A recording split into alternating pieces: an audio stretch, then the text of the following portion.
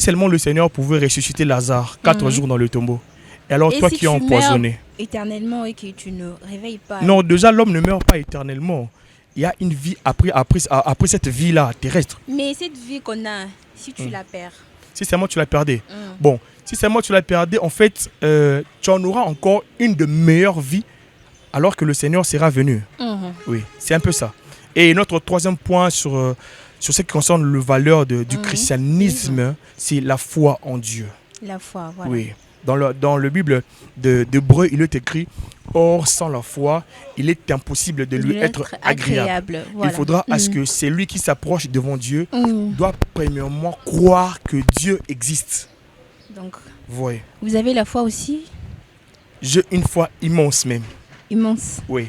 J'ai une foi Pour immense. devenir pasteur aujourd'hui, ça vous est demandé, je ne sais pas. C'était comment?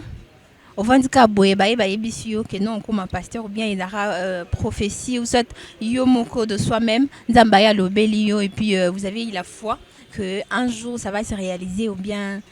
Comment est-ce que ça s'est passé? Bon, ça s'est passé d'une manière mystérieuse, premièrement. C'était en 2004. Ok.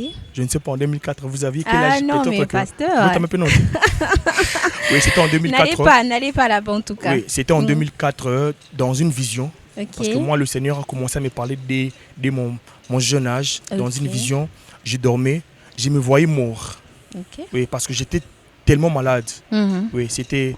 En fait, toute la vision auquel j'ai eu à avoir, aucune Nabosana. Okay. Nous étions en Gilles, au quartier 6. J'étais vraiment malade. Alors, dans cette vision-là, je me voyais mort. Et j'ai entendu une voix qui me disait, si seulement tu as besoin que tu ressuscites, fais alliance avec moi. Okay. C'était une voix qui me parlait comme tu es en train d'écouter ma voix. Et c'était la voix du Seigneur. Et j'ai dit au Seigneur, si seulement tu me ressuscitais, j'aurais à te servir toute ma vie. Là, c'était pendant une vision. Okay. Mais du moment où je m'étais réveillé, c'était pour que je me donne tout en entièreté avec le Seigneur. Imaginez-vous, depuis 2004, c'était jusqu'en 2016.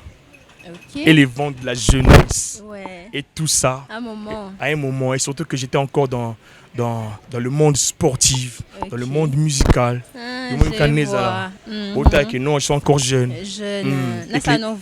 Comme moi, je le disais toutefois, comme Ecclésiaste dit, jeune, réjouis-toi. Moi, je ne me limitais que sur ça. Jeune, réjouis-toi. Donc, ce qui pouvait venir après, que non, après cette jugence plutôt, il y aura le jugement. Ouais. Pour moi, je ne regardais même pas tout ça. Oui. Moi, je ne me limitais que jeune, réjouis-toi.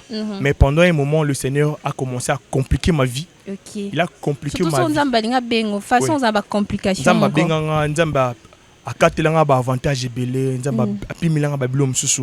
Ce qui était important pour moi. Parce qu'il était préparé. Jusqu'à ce que je me suis dit, bon,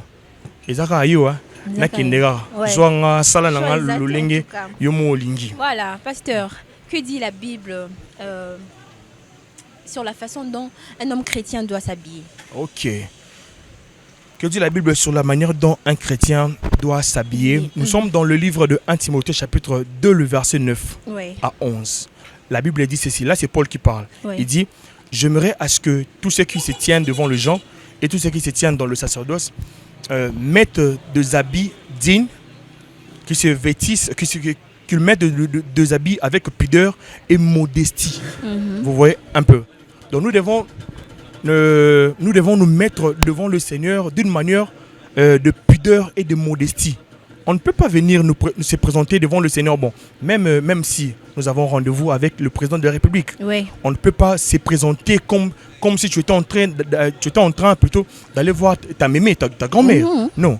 Nous sommes en train de nous présenter devant le roi de rois, le Seigneur de seigneurs. C'est ça.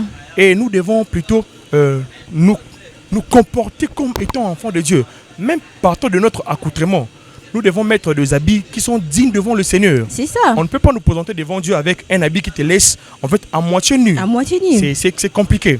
Et surtout que moi, ça me fait tellement mal parce que la mode est en train de s'ingérer dans l'église et d'emporter plusieurs. Vous voyez les gens ne s'en rendent pas compte en tout cas. Oui, les gens ne s'en rendent pas compte. Pourquoi? Parce que vous savez, l'homme est attiré par ce qu'il voit. Il voit, oui. Nous voyons plutôt, nous voyons de jeunes filles, de jeunes mamans, de jeunes filles, de jeunes mamans qui se présentent